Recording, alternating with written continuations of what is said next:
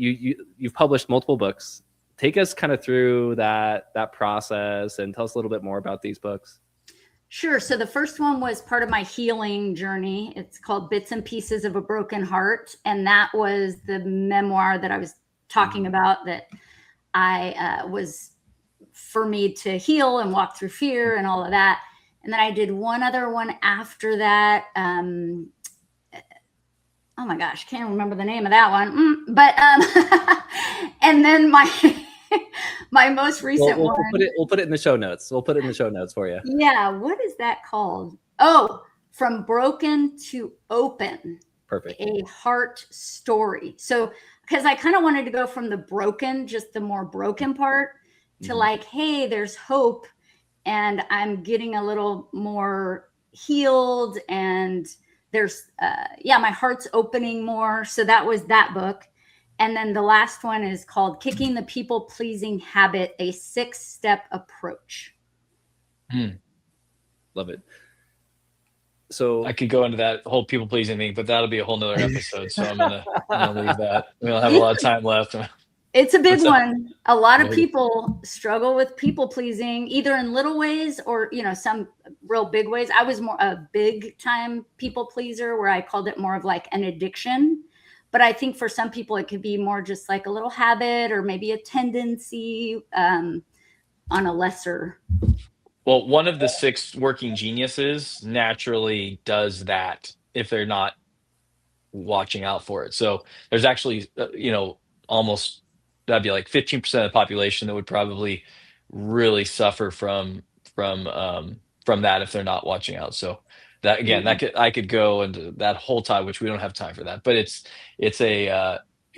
definitely a fascinating topic of like boundaries and saying yes and when to say no and how to be not a people pleaser. So that might be us having a whole nother conversation at some point. I feel like I could learn a lot from you. It sounds like on that note.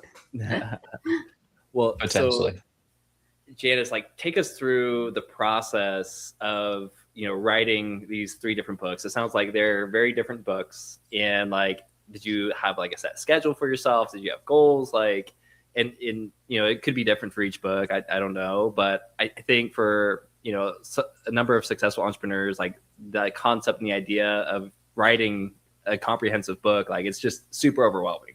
So kind of take us through that journey a little bit. Yes, although now I would say it's probably could be a little bit easier coming up here with all our AI technology and such. I was kind of thinking like, oh, I wonder if it's a good amount easier to put things together now with all of that, assistance. But the first one was more of a compilation of things that I had written. So it's letters, poems, and speeches. So I just kind of put together things that I wrote. So I didn't really have to think of a flow for that so much. And like I said, that was more for healing. It was a little bit, I didn't write it to like make money or, any of that. So, but the Kicking the People-Pleasing Habit one, I saw there was a course. Again, like I said, I'm a huge proponent of like signing up for stuff or joining whatever. And it doesn't have to cost a ton of money. I think this one was $99, and it was like, write your book in 30 days, something like that. So I was like, ooh, I just need a little bit of that accountability, a little bit of that help. And so I signed up for it. And all the guy did is every day he would send kind of like a prompt and encouragement and a little bit of framework on what you were going to do each time. And I did not write it in 30 days, but I got a good amount done in that time. And then I kind of let it sit on the shelf for a couple months. Because again, I was feeling a little overwhelmed and there was other things going on.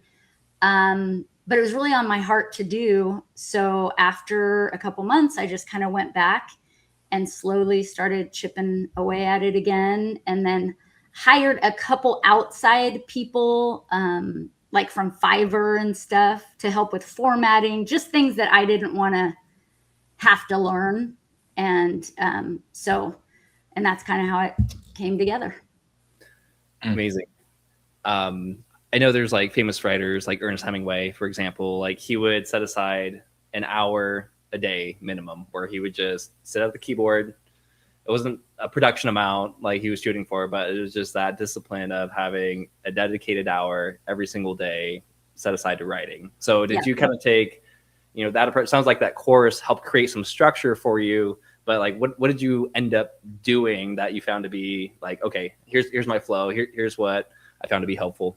That was his also was an hour a day. And he also said something cool that I really liked was to get a playlist together of things that you could listen to that actually helped in your writing. So, you know, everybody's tastes are different, but if you get this playlist together, every time you sit down to work on that specific thing, you always go and play that playlist.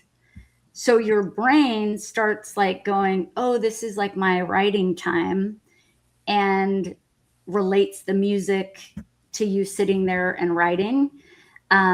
So that was very helpful.